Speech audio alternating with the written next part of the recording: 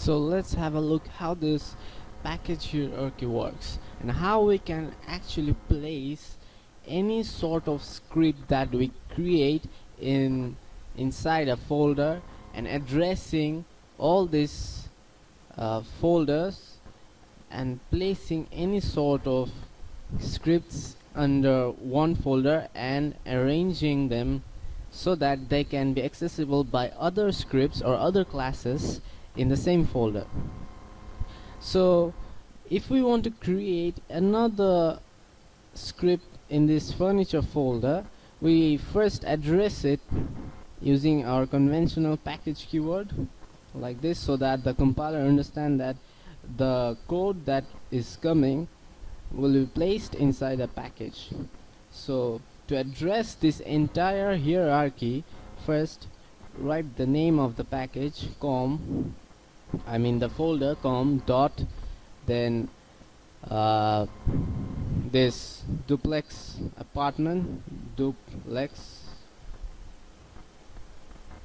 underscore apartment, then comes the furniture folder dot, I don't have a space so I'm writing it down under it, furniture. So the compiler will understand that your new script will be placed in here, and any sort of code will be available through this script to any other classes besides that script in the same folder. So we don't need to use the import statement in here. We'll be talking about this import statement after a while. After we name the package or address this package in this way, the compiler will pass this information to the Windows. I'm using Windows as my operating system, Windows 7. It will pass this information to the operating system, and the operating system will put forward slashes instead of dot notation and will place your folder. Perhaps Windows is the one who is going to place your scripts in each folder that you specify. So Windows is going to place that folder in here as the compiler dictates. Now, how do we import a certain script or a certain class residing in one of the folders and place it in another class or another script residing in another folder? Suppose, let's take the example of this oven microwave advanced function.as script or class. How do we actually place this class? How do we actually place this class in our tables.as script? This is quite simple. Let's have a look. Let's have a detailed look. So in this case, as you can see, the import statement in Actionscript 3 works as importer, like export import businessman who imports thing. This import keyword brings all the available functionalities of the package or the class into the package or the class it's importing to. This import statement simply makes all the things available to this class. In a simple sense, let's assume that we have this package, we have this script inside this package. In here I'm declaring a constant called Windows. When I'm importing this Windows constant with the value of 2 will be available to this class rooms. And in the class, as you can see, I've written a function called test that does not return anything perhaps, and this function test is capable enough to use that value stored in the constant Windows, that is 2, to add to this value 10 because of this import statement. When we go on importing any class into another class, we first need to remember that import statement must be used nonetheless, because the compiler won't understand what actually are you referring to. That's pretty obvious.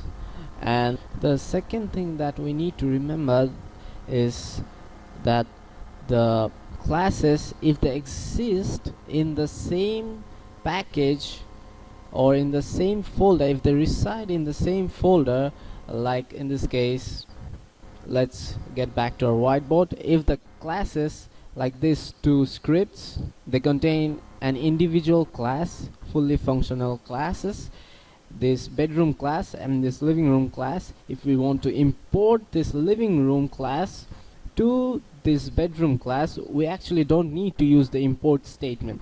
Rather, we can readily define or use this living room class from this bedroom class. But nonetheless, for surety, you can use import statement to import your class. The third thing, or the third rule for any import statement, is that if a certain class is imported in another class, and if it's not used, the compiler will actually ignore it like any comments. The compiler, although it will see the import statement like this, although the compiler see the import statement in this case in the script, but if the Windows, this constant, is not used in the script or in this class or in any function inside this imported inside this class, then the runtime, at runtime, the compiler will ignore this Windows or this import statements or all of the functionalities. It won't store anything in its memory. You might be thinking that if two separate classes in two separate packages have the same name, then what's gonna happen? It's very simple. Remember that I was talking about the fully qualified class name? We'll need to use that.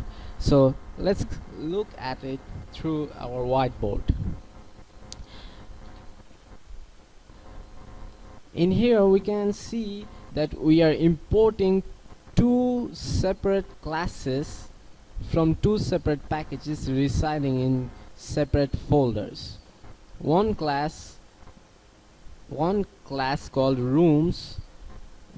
When we are importing something, perhaps a class or a script, we don't actually use the .s extension, so the compiler will automatically refer it as a class inside a script. Nonetheless, whatever it is, when we want to import both these classes, these rooms classes, and use it in our script, we need to use the entire name when we are referring to. Suppose these rooms have separate functionalities than this rooms class. Both have the same name. So what to do? Inside our function test2, we see that we have a variable called a that has a type rooms. You can clearly see I'm referring or using the entire qualified class name, and when I'm instantiating that class to create a new object, I create a new object through calling the entire name. I'm actually referring this to rooms class inside the duplex apartment folder in this new instantiated object. The second thing is the same thing. With the variable b, it has a data type of rooms from the second import statement. This import statement similarly instantiates or creates an object from the rooms class that is housed or resides in the house folder. As the bottom line, we need to remember that when we are referring to two different classes of the same name, we need to use the entire name when we are referring to or instantiating that class to create objects, even inside the code. The fifth rule, or the fifth law perhaps, is the most important thing. It's always recommended that you create your own folders or your own path package to create your classes and keep them inside their own specified folders. Don't keep them inside the root flash folder, because the root flash folder has its own classes, and if you keep your own classes inside the root, then it will be a big mess, and it might stop working. Sometimes it gets crashed even.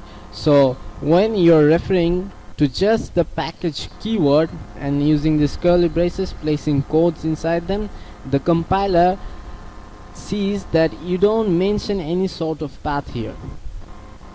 As there is no path here, it does not pass anything to the Windows operating system, and hence it places your code inside the root flash folder. So you need to remember that carefully. The sixth and the last rule is, if we want to import everything from a folder, all the classes from a folder, like before we use the wildcard operator. It's just that you use the import keyword, then the path in which all the classes resides, like this com.duplexapartment.rooms.*, which tells the compiler, Mr. Compiler, import all the classes from this rooms folder. Inheritance can be a really interesting principle when you start learning it, because we all inherit a specific trait from our parents. So what is inheritance? Inheritance is the relationship between the superclass or the parent class and the subclass or the child class. Let's get back to our whiteboard. In our whiteboard, we can see through a real life example that when these two cows, perhaps this is a bull, this is a cow, and this crazy cow, I've named it a crazy cow because it can play football. This crazy cow inherits specific traits from both of its parents. In object-oriented perspective, a single subclass or a child class will only inherit from a single superclass. We need to remember that. That's a rule, and that cannot be overridden. Now let's get back to this example. So let's just view it this way. This crazy cow, this child, inherits some traits from its parents. So it inherits horns, it inherits the colors, the skin color, it also inherits the nose color, it also inherits this black patches on its back, but it also has some additional features. Although being similar to our parents, we do differ in many aspects from our parents. So this crazy cow, this child cow, extends or has its own feature that are extra large patches, dark pinkish nose, perhaps it's quite darker than its mama cow and papa cow, and it also has a extra long tail, and it can play ball, it can play with a football. Although the real life example will have some sort of differences with the object-oriented examples, but nonetheless they're quite similar. In here we can see, or we can view these cows as superclasses in object-oriented world, and this crazy cow as the child class or the subclass. So this child class or the subclass inherits everything, all its traits, all its parental traits in its genetic coding, and adds its own features. And how is it done? Through extending its own class. And by extending, I mean, suppose that we have two classes in two separate scripts. The first script contains parent cows.as, the parent cows class in here, and the second script called crazycow.as contains the class crazy cow, and it extends this parent cows. By extension, it includes all its functionalities. In here we have one method, all its functionalities, and we also have a property in here, and this will be inclusive inside this class.